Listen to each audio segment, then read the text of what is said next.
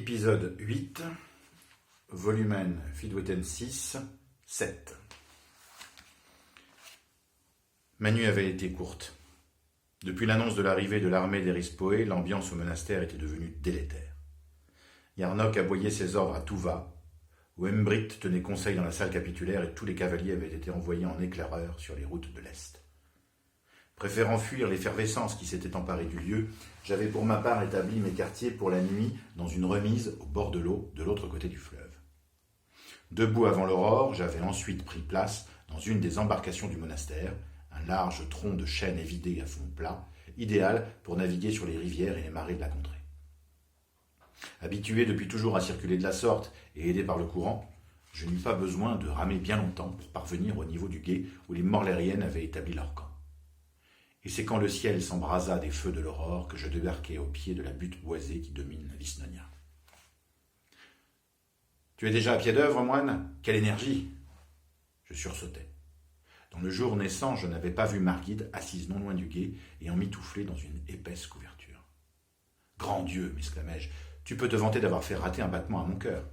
Que fais-tu ainsi à prendre la rosée ? L'enfant qui vient t'empêcherait-il de trouver le sommeil ? Non, maintenant il est trop gros. Il n'a plus suffisamment de place pour danser comme il le faisait auparavant. Je pense que dans 30 jours, il sera là. 40, tout au plus. Le temps passe vite. « C'est ton premier ?» osai-je demander. « Encore heureux !» Elle avait prononcé cette phrase avec un air si sombre que je préférais changer de sujet. « Je te propose de monter à bord avec moi. Nous pourrons inspecter les berges et je pense que j'arriverai à distinguer plus facilement d'éventuelles traces dans la lumière rasante. Ton travail consistera essentiellement à écoper l'eau qui s'invite parfois à l'intérieur. » Marché conclu. De toute façon, si je reste là, il va finir par me pousser de la mousse sur le cul. Un peu plus tard, nous scrutions les rives couvertes de hautes herbes, chacun de notre côté, pour être sûr de ne manquer aucun indice.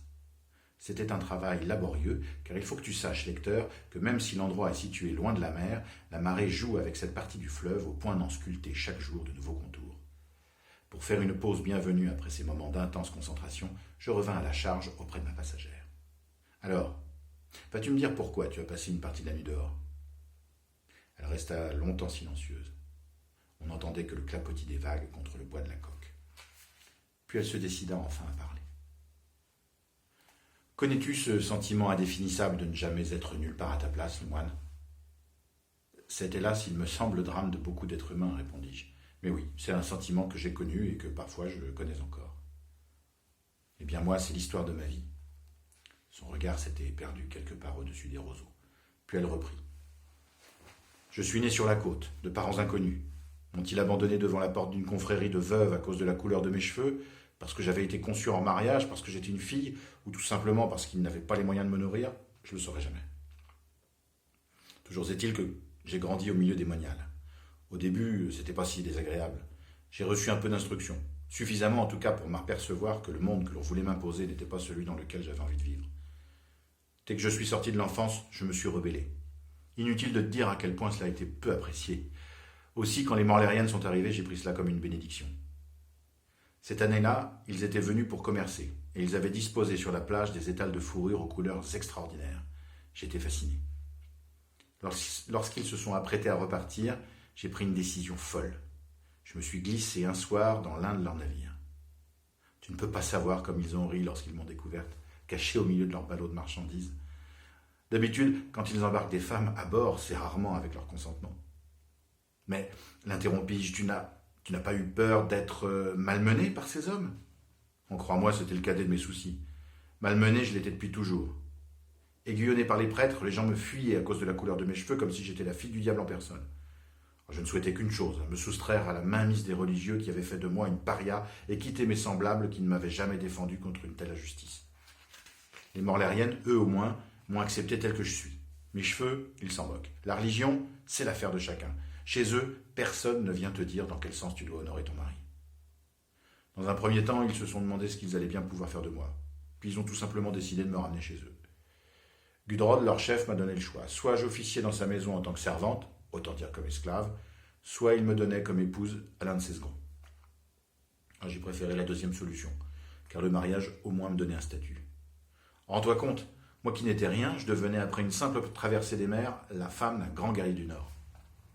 Il s'appelait Sigvald et il fut un mari parfait. Silencieux, ardent et très souvent absent. J'ai passé une année formidable à apprendre la langue avec les femmes du village, à m'occuper de moi, à rire, à partager des confidences d'égal à égal. Je n'avais jamais rien connu de tel. Et puis à la fin de la saison, les hommes sont revenus. Une expédition était en préparation vers mon pays d'origine. Et cette fois, ce n'était pas pour le commerce. Pour Gudrod, j'étais un atout de taille. Je parlais la langue, je connaissais les us et coutumes, et je pouvais leur indiquer les dates des fêtes religieuses pendant lesquelles les populations sont si vulnérables. C'est pourquoi il insista pour que mon époux me demande de l'accompagner. J'ai accepté sans trop me faire prier. Après tout, c'était l'occasion de prendre ma revanche. J'allais quand même pas manquer ça. La suite, tu la connais.